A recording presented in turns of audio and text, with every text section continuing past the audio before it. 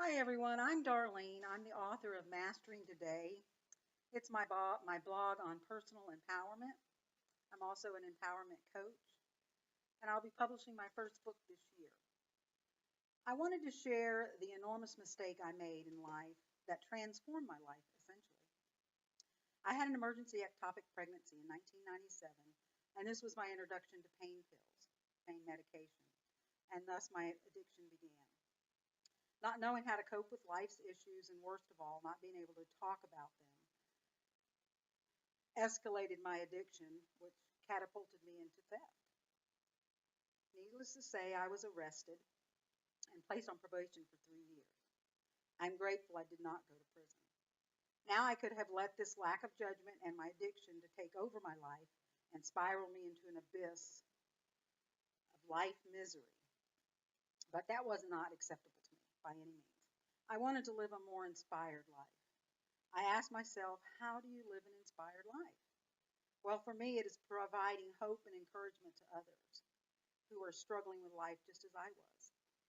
One of the first things I did was change my thought process and realize that my mind, our thoughts, are what creates so much pain and suffering in our lives. So I'm going to share 5 points with you on how I began to change my thought process and was able to view the world differently. The first one is awareness. You have to commit to yourself to be consciously aware of your thoughts. Most people don't even realize that the majority of their lives are lived in an unconscious state. You have to learn to become observant. Learn to observe and be a witness to every act you do and every thought that passes through your mind. This is a lot of work, but you will find that the more watchful you become, your internal chatter will become less and less. It does take work and it does take practice. The second one is our emotions. Our emotions create so many different thoughts in our head that cause us pain and suffering. Once we learn and understand that our emotions are just that, and we learn to accept them as that, we can turn the voice off in our heads. My coaching is based on the universal spiritual laws and the universal laws of karma. So I've committed myself to living a life that serves all. I see us all as equal. I see all people the same, no one is better than the other. We are one. So for me to stay in alignment of positive energy, I learned to recognize my emotions and where they were taking me. One thing that worked well for me to begin to recognize this is to pay attention to my personal resonance. Your resonance is the energy you project into the world.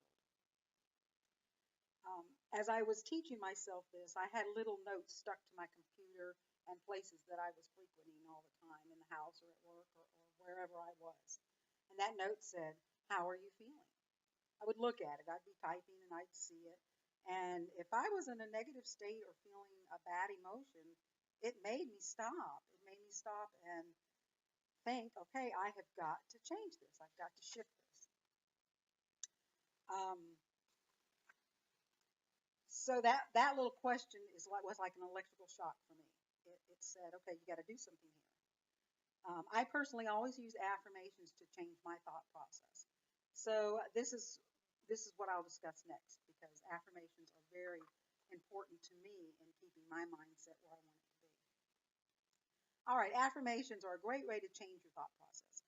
I use affirmations every day, all day long. I start in the morning when I get up. I affirm what a great day I'm going to have and how grateful I am to have this day to be able to serve and help others. When you affirm to yourself of the good things you do and your contribution to the world, it brings your energy, your resonance, to a positive state. There are many affirmations to use for just about every emotion. When I first began this process and an emotion arose and I wanted to react to it, I would simply Google affirmations for that emotion. And I just started reading them. Before I knew it, I drifted back to a healthier state of mind. Before you know it, you'll be able to create your own affirmations mentally from all the practice you will have done. So the next one is negative reactions. You will never master changing your thought process until you learn to stop reacting to negative situations. This is a tough one because we are simply human. The key to this one is learning to understand that the person who is creating this negative reaction in you is coming from a place of fear. That was just amazing to me when I finally it clicked and I finally understood that.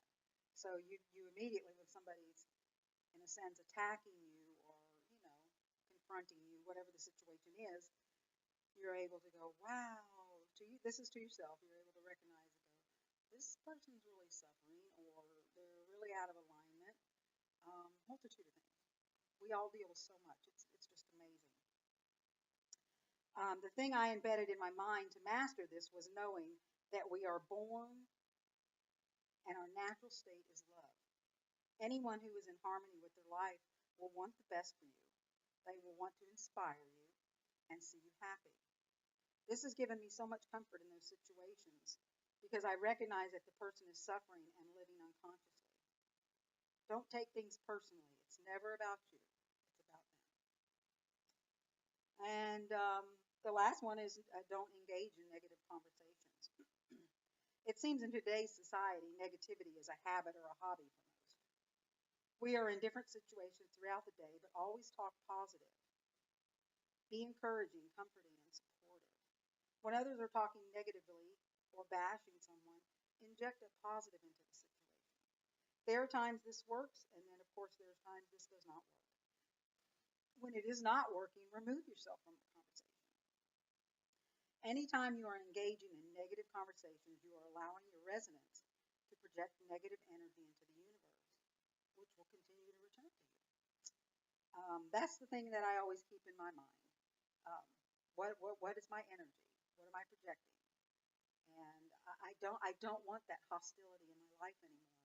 So I just don't do it. And it worked. I'm so much happier. You just have to commit to yourself and try to start learning to understand all of this. So I hope you found these tips helpful. I offer courses and training um, that it'll go much more in depth into real life situations to help you understand the process better for each one of these techniques. I so appreciate your time, and I would be honored to work with you and help you achieve the hopes and desires you are seeking in life. Have a beautiful day, and thank you so much for your time.